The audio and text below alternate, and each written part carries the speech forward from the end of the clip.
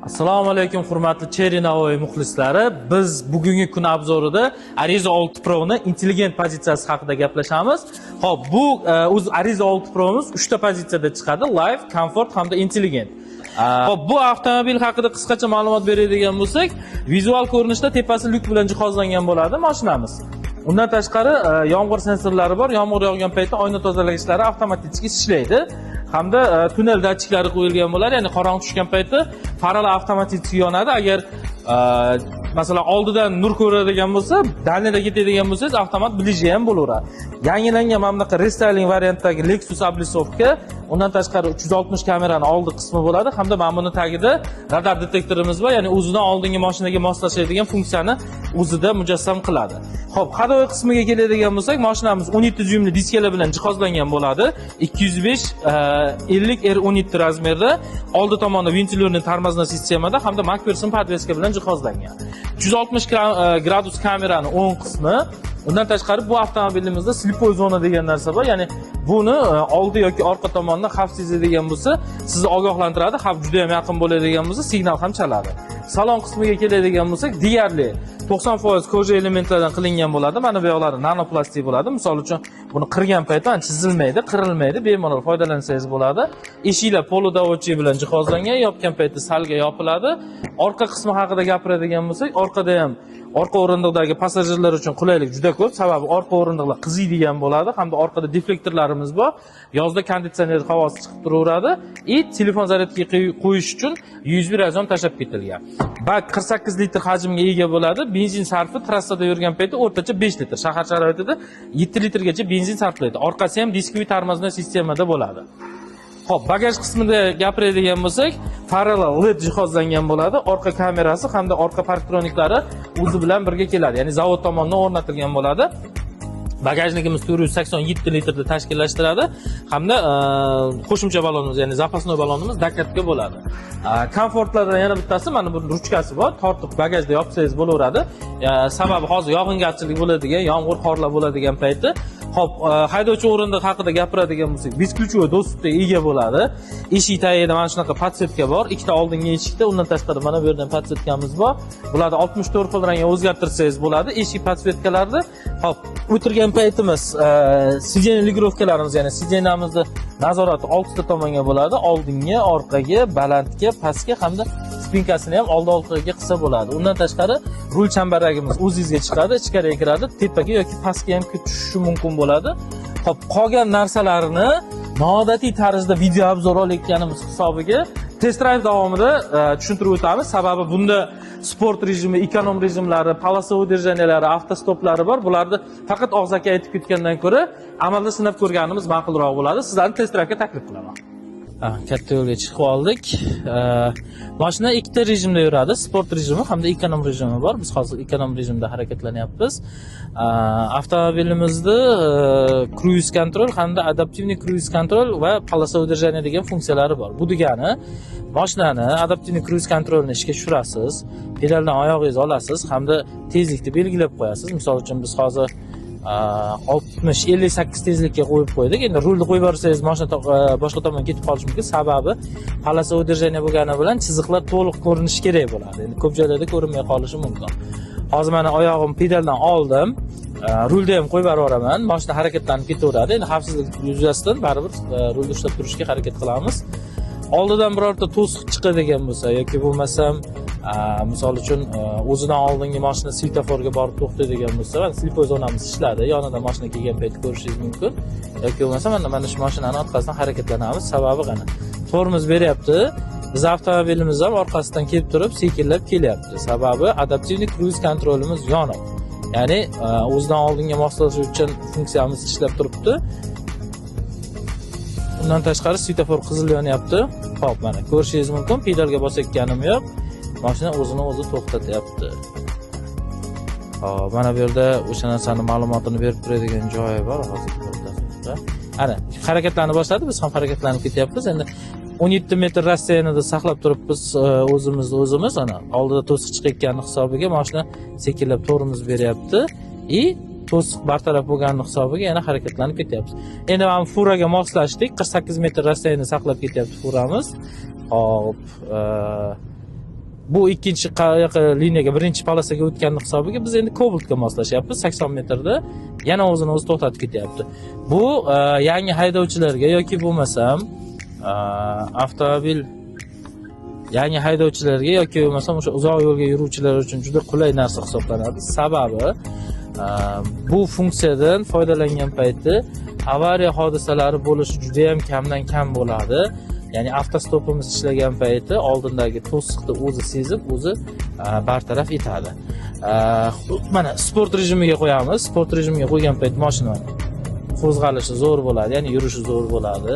O'zi 0 dan 100 gacha 7-8 sekund atrofida chiqadi. Shuni hisobga olib, imkon qadar ekonom rejimda harakatlanishimiz kerak bo'ladi. Xo'p.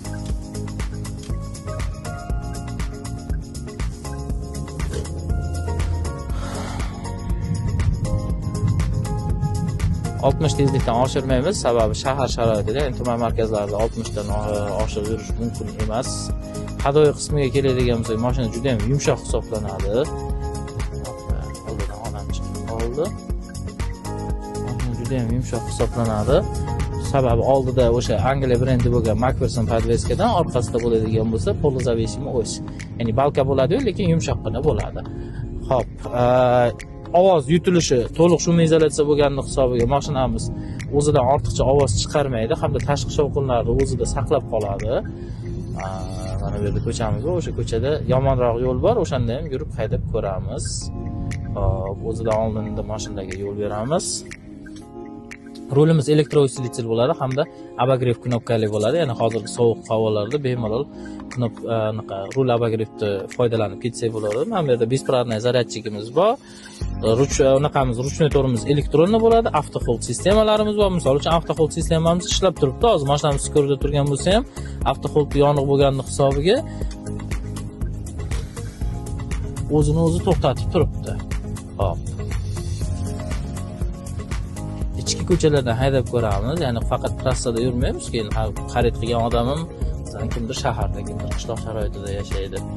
O'tishlarni ko'rishingiz mumkin, yumshoqqina o'tadi. Diskoviy tormoznoy sistema bo'lganini hisobiga bunda tormoznoy put kamroq bo'ladi boshqalariga nisbatan. Sababi endi ko'pchilik aksariyat mashinalarimizda oldi qismi tormoz supportlari diskoviy bo'ladi, orqa qismi bo'ladigan bo'lsa barabanoviy bo'ladi. Ya'ni kalotkasi ichida, barabarning ichida bo'ladi. Sovuq havoda endi ko'pchiligi muzlab qolish ehtimollari bor yoki moykadan keyin olib borib to'xtatgan paytingiz muzlab qolishi mumkin, lekin bunda diskoviy tormoznoy sistema bo'lgan hisobiga orqa qismidagi tormozlar ham supportlik bo'ladi, ya'ni nima deydi, muzlab qolmaydi hamda yurgan paytingiz xavfsizligingiz uchun tormoznoy put ham qolganlariga nisbatan kamroq bo'ladi. Ya'ni 100 tezlikda kelib tormoz berganingizda, misol uchun standart holatda 10 metr, 15 metrgacha tormoznoy put bo'ladigan bo'lsa, bunda 7 metr, 8 metrgacha kamayadi, ya'ni bir barobar kamayadi. Undan tashqari ABS tormoz sistema bilan ham jihozlangan bo'ladi. Muzika, multimediaga keladigan bo'lsak, hop, mana bu yerda radioni qo'yamiz. Radioda ham ovozlari yaxshi. Sababi, radioda oldida to'xtab qolsin.